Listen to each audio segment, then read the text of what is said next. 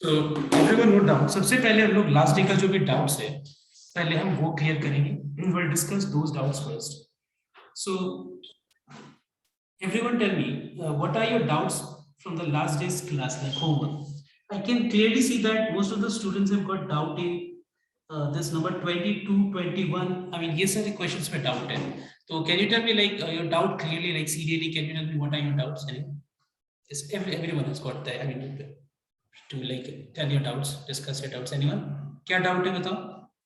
जो लोग आए हैं ऑफलाइन में वो और जो लोग ऑनलाइन में जो अटेंड कर रहे हैं वो लोग सबको ही बोलो डाउट सीरियली क्या है।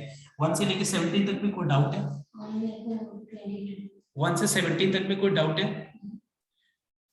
उसके बाद 18 से लेके 22 तक में कोई डाउट है? 22, 21 किसी का डाउट नहीं है? 21, 22, 22 तो सबका डाउट है। 21 किसी का डाउट है? नहीं। तो मैं एक बार 22 में डिस्कस कर लेता हूँ, ठीक है? देखना इसमें क्वेश्चन क्या है, एवरीवन होगा।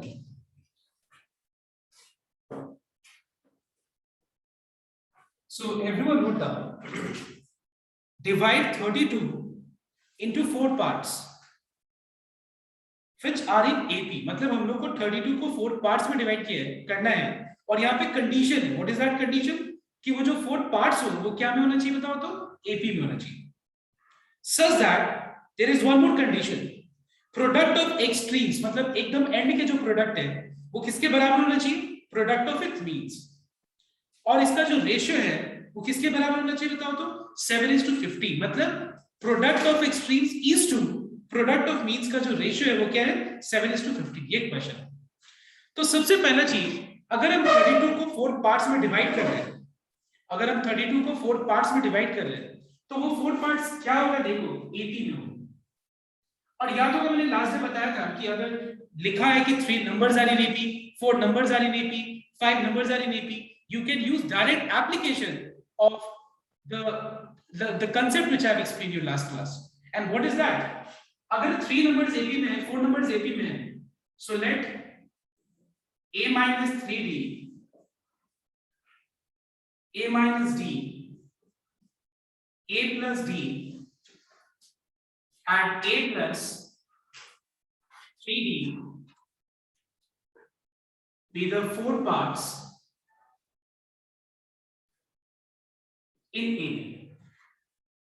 मतलब हम लोग को यहाँ पे जो 32 को 4 पार्ट्स में डिवाइड करने के लिए बोला जा रहा है वो 4 पार्ट्स मैंने क्या लिया बताओ तो? जो AP में है it is A minus 3D, A minus D, A plus D है, A plus 3D। अब देखो ये चारों पार्ट का सम क्या है बताना? Just a minute. So this is the first doubt of last day's homework and you know that it is question number 22। और ये डाउट क्या है? ये क्वेश्चन क्या है देखना एक बार। क्वेश्चन में बोला जा रहा है कि divide 32 into 4 parts, divide 32 into 4 parts. तो मैंने उस 4 पार्ट्स को क्या लिया? A minus 3D, A minus D, A plus D and A plus 3D। अब देखो सबसे पहले अगर हम 32 को 4 पार्ट्स में डिवाइड कर रहे हैं तो क्लियरली ये 4 पार्ट्स का जो सम है, ये 4 पार्ट्स का सम जो होगा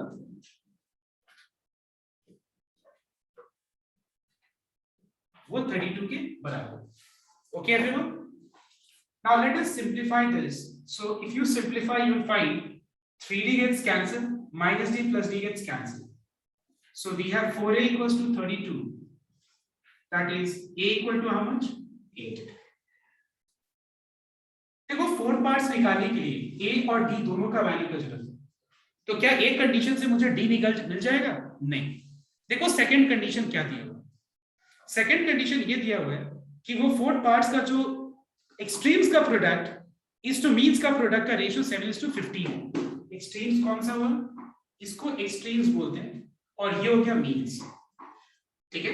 so also the second thing which is given is product of extremes is to product of means is how much? 7:50। It is given, ये condition दिया हुआ है, दूसरा condition।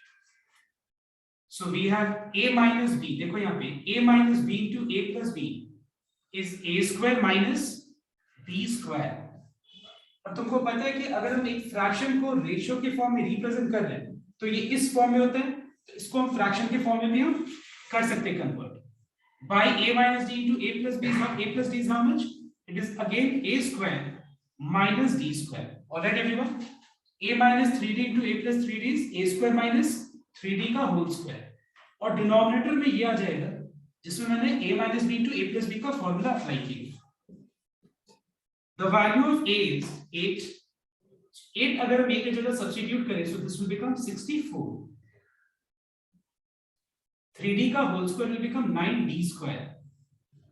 64 minus d square. Now you cross multiply this, and after cross multiplication we'll get the value of d here. So if we cross multiply, we'll get 15 times 64 minus 9d square equals to 7 times 64 minus d square. So what is 15 64 times? 916. कितना हुआ? 135 d square.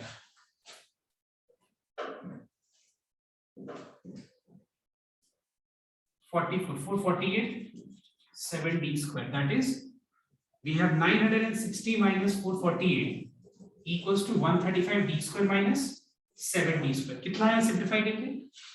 128 d square is equals to 512. 128 d square equals to 512. That is, d square equals to how much? 4. And d equal to how much? Plus minus 2. So I hope it is clear everyone. सबको clear हुआ ये वाला? तो यहाँ पे देखो दो conditions दिया हुआ था कि पहला कि 32 को 4 पार्ट्स में डिवाइड कर रहे हैं, तो क्लियरली जोड़ करके तो 32 ही आना है, तो यहाँ से a का वैल्यू मिल गया. दूसरा d निकालने के लिए product of extremes is to product of means is 7:15. इसको सॉल्व करके d मिल गया. तो 4 पार्ट्स क्या होगा? 2 आंसर आएगा 4 पार्ट्स का. Therefore the 4 parts are, एक बार a का वैल्यू 8 और d का वैल्यू +2 ले लो. a का वैल्यू 8 और d का वैल्यू +2, और एक बार में a का वैल्यू 8 और d का वैल्यू -2 ले. तो 2 पार्ट्स मिल जाएगा. क्या होगा वो 2 पार्ट्स? 2, 6, 10, 40 है कि नहीं? और दूसरा पार्ट क्या होगा? अगर हम d का वैल्यू -2 और a का वैल्यू अगर हम 8 सब्स्टिट्यूट करें तो मुझे दूसरा पार्ट मिल जाएगा 14, 10, 6, 2.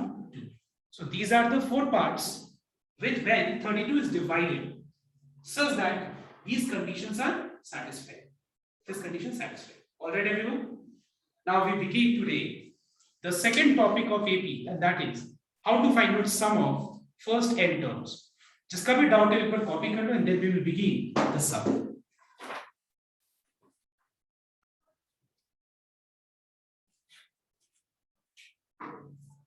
Now, see, you know how to determine the specific term of AP. Now suppose you know the terms, how to determine the terms of AP. Now suppose you're asked to find out the sum.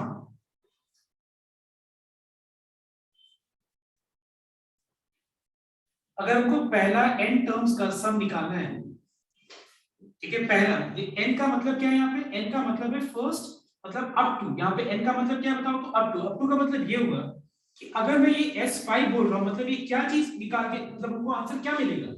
ये पहला 5 terms, first AP का first 5 terms का जो summation होगा वो हमको यहाँ पे आंसर में मिलेगा. ए का मतलब क्या है? फर्स्ट टर्म, एंड डी का मतलब क्या है? Common difference. लेकिन बहुत सारे क्वेश्चंस में ऐसा भी होता है कि मुझे जो लास्ट टर्म है, जहां तक का मुझे समेशन निकालना है, वो टर्म का वैल्यू भी पता होता है. बहुत सारे समय मुझे जो लास्ट टर्म जो मुझे समेशन में इंक्लूड करना है, what does n denotes? N denotes जो लास्ट टर्म तक का जो समेशन निकालना है, जहां तक का, जैसे मान लो मुझे 5th टर्म तक का समेशन निकालना है, तो n का मतलब क्या हो जाएगा? 5. अगर मुझे पहला 10 टर्म्स का समेशन निकालना है, n का मतलब क्या होगा? 10. तो अगर मान लो मुझे सपोज वो लास्ट टर्म का भी मुझे वैल्यू पता है, यहाँ पे l का मतलब क्या है? l का मतलब है वो लास्ट टर्म का वैल्यू. अगर ये पता है तो हम कौन से फॉर्मूला को इसको हम एक और फॉर्म में रिड्यूस कर सकते हैं। कैसे रिड्यूस कर सकते हैं इस पे एक बार ध्यान से नोट करो, इसको एक बार ध्यान से ऑब्जर्व करो, तुमको खुद ही समझ में आ जाए। अगर मान लो लास्ट टर्म को n से डिनोट कर रहे हैं हम लोग, और लास्ट टर्म मतलब nth term, that is a plus n minus 1 into d, तो क्या मैं इस फॉर्मूला को रिड्यूस करके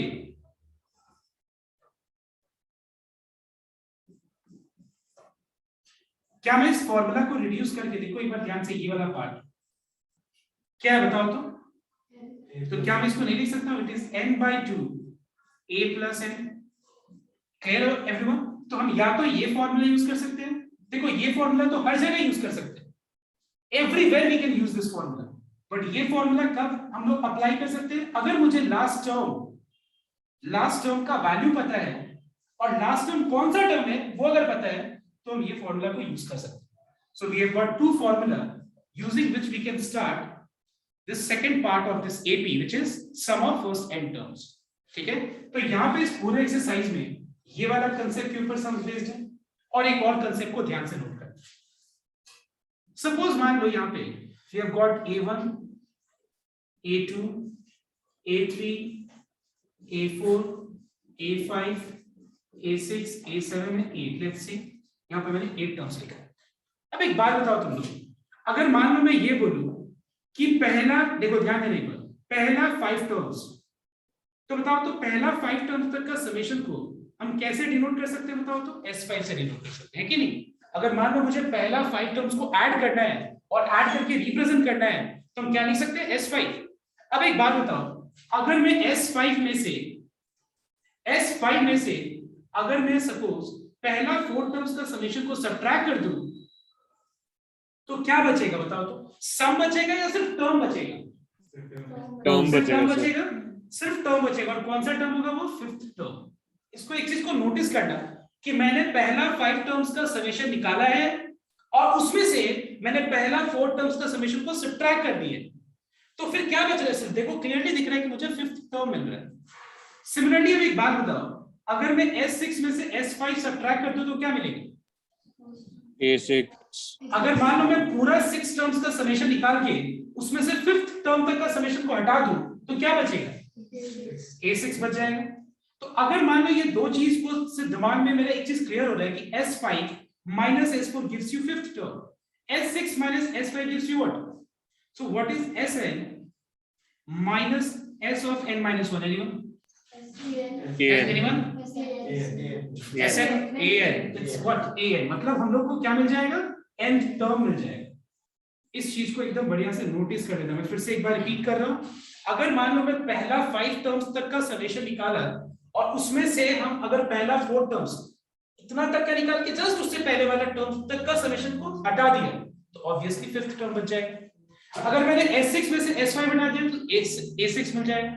सो सिमिलरली Sn में से अगर आप S of n minus 1 हटा दें तो देखो n में से उसके जस्ट पहले वाला टर्म का समेशन अगर हटा दें तो क्या मिल जाएगा? ऑलराइट, ये एक कंसेप्ट है जो कि चाहिए। एक और कंसेप्ट देखो ध्यान से, अगर मान लो मुझे कोई बोले, सपोज मान लो बुक में ऐसा लिखा हो, ध्यान रखना कि सम ऑफ फर्स्ट 5 टर्म्स, तो तुमको पता है कि सम ऑफ फर्स्ट 5 टर्म्स को तुम कैसे लिख करके डिनोट कर सकते हो बताओ तो? सम ऑफ फर्स्ट 5 टर्म्स को कैसे लिख करके डिनोट कर सकते हैं? S5 बता सकता है कोई? S5 से। लेकिन अगर मान लो मुझे कोई बोले कि सम ऑफ नेक्स्ट 5 टर्म्स, मेरे बातों को ध्यान से सुनना सब कोई, अगर मैं ये बोलूं कि सम ऑफ फर्स्ट 5 टर्म्स तो बहुत सही है S5, ठीक है, लेकिन अगर मैं ये बोलूं कि नेक्स्ट 5 टर्म्स का सम को कैसे रिप्रेजेंट करेंगे तो मुझे कोई बता सकते हैं? S10 minus S5। Absolutely correct. मतलब हम क्या करेंगे तब? पूरा 10 टर्म्स का समेशन निकाल के इतना को हम हटा देंगे, इतना को हटा देंगे तो क्या मिलेगा मुझे? नेक्स्ट 10 टर्म्स का मुझे सम मिल जाएगा। अगर कहीं भी ऐसा लिखा है तो याद रखना S10 minus S5 से क्या मिलेगा? नेक्स्ट 5 टर्म्स तक का समेशन। देखो इसको दिमाग में रख लेना, इसको यहाँ लिख के, मतलब समझ में नहीं आएगा वैसे, बस इस चीज को दिमाग में रखना, बाकी तुमको यहाँ कोई प्रॉब्लम नहीं होगा इस एक्सरसाइज में। मतलब जो मैंने आज भेजा है इमेज, उस इमेज में यही सारे कंसेप्ट्स के ऊपर बेस्ड साइंस है। वैसे तुम लोग क्लास 10 में भी किया होगा ये सब चीज, है कि नहीं? तो आई थिंक ये सब चीज क्लियर होगी। तो ये फॉर्मूला को और ये फॉर्मूला को कॉपी कर लो सबको, and let's begin now sums. Okay,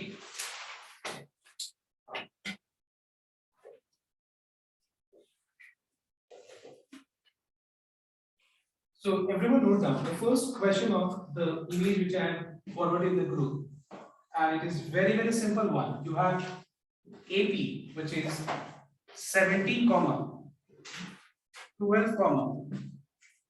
7, 2, -3, and so on. You have to find out the sum of first 23 terms. So again, we find that here in this sum, we need to know what is the first term. Clearly, the first term is 17. We need to know what is common difference. So clearly, it is -5. And we have to find out the sum of first 23 terms of this AP. So the formula is n by 2. N is 23, so n by 2 twice into A plus n minus 1 into D, which is -5.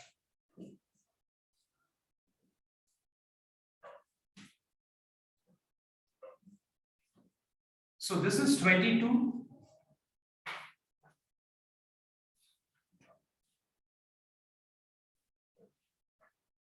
So 34 plus into minus is minus 110. 34 minus 110 is how much? 76. Minus 76. That is 23 into minus 38. And what is the answer? -874. So this is an answer after simplification. तो देखो ये चीज तुम लोग class 10 में किया ही है, तो हम एक बार सबसे से मार्क कर देते कुछ सम्स जो कि यहाँ से अभी करना है तुम लोगों को, and then we will move to the next level questions. Okay, and you all have to do right now question number 2, 7, then number 10,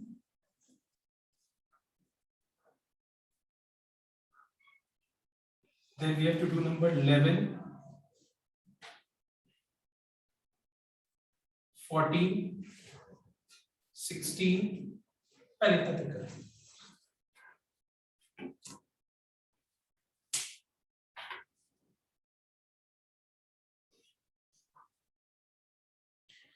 So I'll just explain number 7. Okay, बस एक्सप्लेन कर रहा हूँ, तुम लोग इसको ट्राई करना. तो यहाँ पे हमको सीरीज दिया हुआ, देखो लास्ट डे मैंने बोला था सीरीज और सीक्वेंस में डिफरेंस. देखो ये सीरीज दिया हुआ है और यहाँ पे मुझे इस सीरीज का सम निकालना है. But let me tell you one thing, एक सीरीज का समेशन निकालने के लिए मुझे ये पता जरूर होना चाहिए कि कहां तक का समेशन निकालना है. समझ में? तो बात n मतलब कौन से टर्म, मतलब कहां तक का समेशन निकालना है. तो एक बार ध्यान से सबको नोट करना है. यहाँ पे मुझे पहला टर्म इंक्लूड करना है, that is 2. Second term include करना है 5. थर्ड टर्म इंक्लूड करना है, फोर्थ टर्म इंक्लूड करना है. लेकिन ये कौन सा टर्म है ये हम लोग को पता नहीं. ये 191 कौन सा टर्म है हम लोग को यहाँ पे पता नहीं. सो याद होगा तुम लोग को मैंने बताया था लास्ट क्लास में भी, when we are talking about a specific term, when we are talking about a specific term, मतलब वो कौन सा क्या चीज से डिनोट करेंगे, am से डिनोट करेंगे. और अगर हम मान लो बहुत सारे टर्म्स का समेशन का बात कर रहे हैं तो sn से डिनोट करेंगे. तो यहाँ पे 191 कौन सा टर्म है हमको पता नहीं है. हमको पता है कि इसको इंक्लूड करना है, first term, second term include करना है, थर्ड टर्म इंक्लूड करना है, फोर्थ टर्म को इंक्लूड करना है.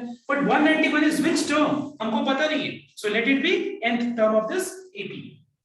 तो सबसे पहला पॉइंट यहाँ पे a का वैल्यू दिया हुआ है 2, कॉमन डिफरेंस इज 3, और ये जो 191 कौन सा टर्म है इस AP का हमको पता नहीं है. So let it be 1nth term.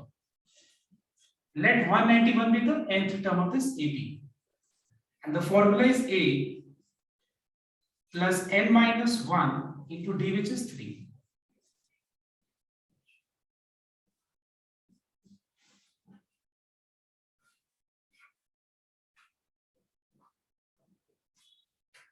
So what is the value of n? 64. मतलब 191 कौन सा टर्म है? It is 64th term of this AP series. मतलब हम लोग को S क्या निकालना है? 64. मतलब हमको पहला 64 टर्म्स का समेशन निकालना है, मतलब ये 64th टर्म है. तो तुम्हारे पास दोनों ही ऑप्शन है. तुम पहला वाला फॉर्मूला यूज करो या फिर दूसरा वाला n/2 a plus n. जहां पे a क्या है, फर्स्ट टर्म दैट इज 2 और n मतलब last term which is 1 at the end. a भी पता है और लास्ट टर्म भी पता है, तो ये वाला फॉर्मूला यूज करो, तो जिसमें हमको a पता होना चाहिए और d पता होना चाहिए which is 4 formulas. Just put the value get the answer.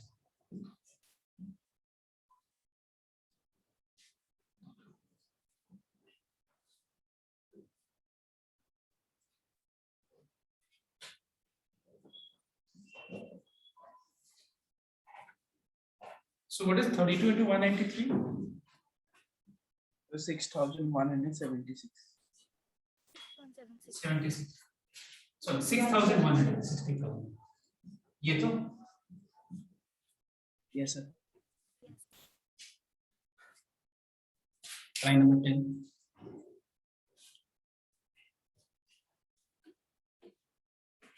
So everyone note down. जिनका भी नंबर 10 में डाउट है एक बार बोर्ड पे देखो। 10 में क्या है देखो एक बार। We have 25 plus 22 plus 19 plus 16 plus x। एक बार ध्यान से नोट कर देखो, इस AP का पहला टर्म अगर हम देखें तो पहला टर्म यहाँ पे 25 है। कॉमन डिफरेंस क्या है बताओ तो? कॉमन डिफरेंस क्या है? It is -3। अब देखो यहाँ पे क्या बोला है कि first term, second term, third term, fourth term, x एक टर्म है लेकिन कौन सा टर्म है ये भी नहीं पता है। ये कौन से पोजीशन पे है वो भी नहीं पता और ये टर्म क्या है वो भी नहीं पता है।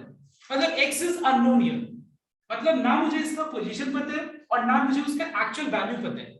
समझ में आया बात? लेकिन इतना पता है कि बहुत सारे टर्म्स को ऐड करके जो सम है वो कितने के बराबर है? 112 के बराबर है। मतलब एक चीज हमको पता है यहाँ पे कि let sum up to n term, sum of first n terms is equal to 112। एक बात बताओ, अगर मान लो यहाँ पे n टर्म्स का समेशन अगर 112 है तो ये x कौन सा टर्म है बताओ तो? nth टर्म है कि नहीं? x कौन सा टर्म है बताओ? nth टर्म है। This is clear to everyone? मतलब हमको यहाँ पे दो चीज यहाँ पे करना है। इस फॉर्मूला को यूज करके, मतलब समेशन का फॉर्मूला को यूज करके n को जानना है कि n क्या है। एक बार n पता चल गया उसके बाद हमको पता है टर्म का फॉर्मूला, इस फॉर्मूला को यूज करके x निकालना। समझ में आ रहा सभी को ये बात? Okay, now what is the formula of Sn? It is n by 2 twice into a, that is 5050 plus n minus 1 into d which is -3। अब इसको सॉल्व करके हम लोग को n का वैल्यू मिल जाएगा।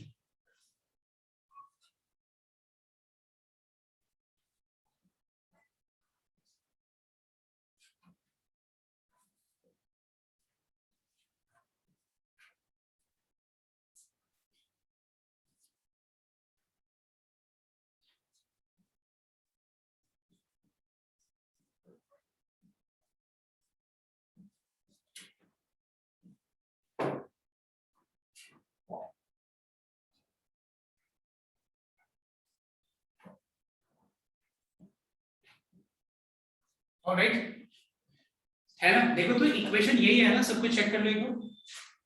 इक्वेशन यही है तो अब इस इक्वेशन को मुझे फैक्टराइज करना है। कोई किया? कोई किसी ने कर लिया कंप्लीट? क्या बताओ तो इनका वैल्यू? 7। ये दो आंसर है सर 22/3 या 22/3 और 7 और n equal to 7।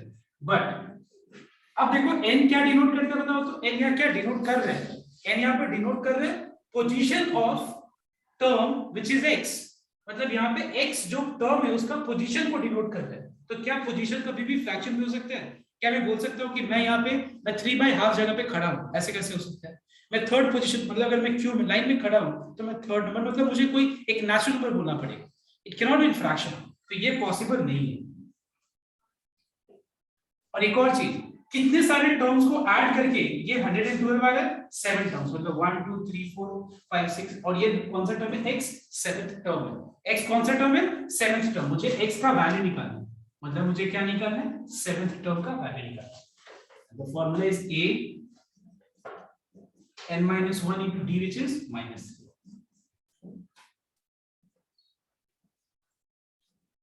Answer is 7 है ना।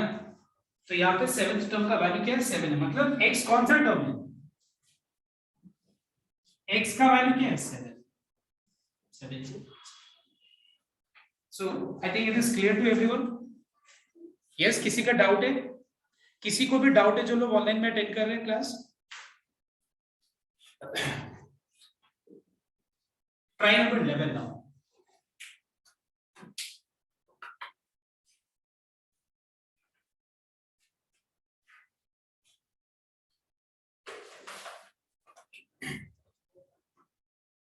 So everyone see question number 11. See, find the rth term of an AP. The sum of whose first n terms is 3n square plus 2n. मतलब यहाँ पे हम लोगों को सिर्फ एक ही चीज दिया हुआ, एक AP का sum up to n terms का एक्सप्रेशन दिया हुआ। तो इस एक्सप्रेशन को यूज करके हम क्या निकाल सकते हैं? इस एक्सप्रेशन को यूज करके अगर मान लो मुझे सपोज पहला 10 टर्म्स का समेशन निकालना, सम ऑफ फर्स्ट 10 टर्म्स निकालना है उस एपी का, फर्स्ट n की जगह 10 लगा। मुझे अगर मान लो ये जानना है कि वो एपी जिसका ये n टर्म्स है, सम ऑफ टू n टर्म दिया हुआ है, उस एपी का अगर मान लो मुझे पहला 30 टर्म्स का सम निकालना है, टर्म्स का सम, तो बस n की जगह 30 लगा। बट यहाँ पे क्वेश्चन में क्या पूछा है, what is the rth term. अब एक बात बताओ कि अगर nth term a plus 2n है, सॉरी 2 plus 3n है, अगर nth टर्म 2 plus 3n है तो बताओ तो फर्स्ट टर्म क्या होगा, एक बार ये बताओ। अगर मान लो nth टर्म 2 plus 3n है तो फर्स्ट टर्म क्या होगा, मतलब n के जगह पे 1 लगा दो तो 5 आ जाएगा। अगर हम ये पूछे कि सेकंड टर्म क्या होगा, n के जगह 2 लगा दो। अगर मान लो ये पूछा जाए थर्ड टर्म क्या होगा, n के जगह 3 लगा दो। अगर सिमिलरली ये पूछा जाए व्हाट इज rth टर्म तो क्या करेंगे, n के जगह 8 लगा देगा, 2 plus 3n आ जाएगा, 3n आ जाएगा rth टर्म। नेक्स्ट, अगर मान लो मुझे ऐसे दिया हुआ है और मुझे निकालना है ar, तो एक काम करते हैं ना, पहले an निकाल लेते हैं। अब तुम बोलोगे an कैसे निकलेगा, तो an का मैंने फॉर्मूला एक्सप्लेन किया था, देखो it is sn minus s of n minus 1। Do you remember this formula? If written in your copy also, check your copy. कि Sn minus S of n minus 1 gives you what? Nth term of that particular AP. तो अगर Sn दिया हुआ है तो बताना एक बार S of n minus 1 क्या होगा। n के जगह पे मैंने क्या रिप्लेस कर दिया, तो जहां पे n दिख रहा है ना वो सारा n के जगह पे, जहां n दिख रहा है n के जगह पे क्या रिप्लेस करना होगा, n minus 1। ऐसा मत कर देना कि ये एक्सप्रेशन में -1 कर देना, नहीं, क्योंकि यहाँ पे क्या बताओ तो sum up to n term का ये फॉर्मूला है।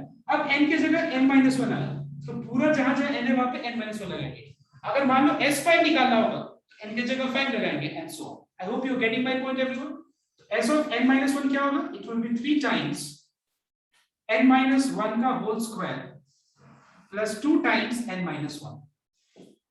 लेट अस सिंपलीफाई दिस, इस एक्सप्रेशन को सिंपलीफाई कर देते हैं। a minus b whole square is a square plus b square minus 2ab। 2 times n is 2n minus 2, ये हो गया 3n square plus 3 1 जा 3 minus 3 2 जा 6n। On simplifying we are getting 3n square minus 4n plus 1। So ये हो गया sum of first n, I mean sum of n minus 1 terms। Now you know that an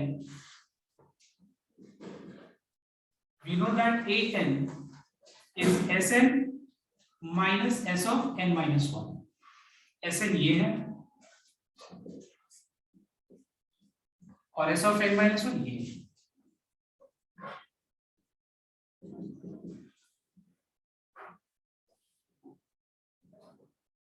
minus plus minus, I am sorry, minus minus plus, minus plus minus. तो यहाँ पे 3n square cancel हो गया, क्या मिला हम लोग को 6n minus 1। तो अगर nth टर्म 6n minus 1 है तो बताओ तो हम लोग को अगर rth टर्म निकालना हो, rth टर्म निकालना हो तो क्या होगा 6r minus 1। ऑलराइट, ये तो निकालना था, ठीक है ना। अब देखो इसमें और इसमें डिफरेंस क्या है, देखो ये वाला और ये वाला में डिफरेंस क्या है। अगर यहाँ पे n के जगह 2 में लगाएंगे हम लोग तो पहला 2 टर्म्स उस एपी का सम मिलेगा, पहला 2 टर्म्स का सम। अगर हम यहाँ n की जगह 2 लगाएंगे तो क्या मिलेगा, सिर्फ सेकंड टर्म मिलेगा। यहाँ n की जगह अगर हम 5 लगाएंगे तो पहला 5 टर्म्स का सम मिलेगा उस AP का, और उस AP का अगर हम n की जगह यहाँ पे 5 लगाएं तो मुझे सिर्फ फिफ्थ टर्म मिलेगा। I hope you are understanding the difference between the two, right everyone? तो एक बार फटाफट इसको कॉपी करो।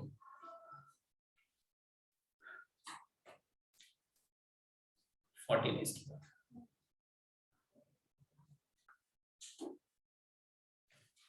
So question number 16 in my here. So we have 20, which is the first term. 19 1/3 is the second term.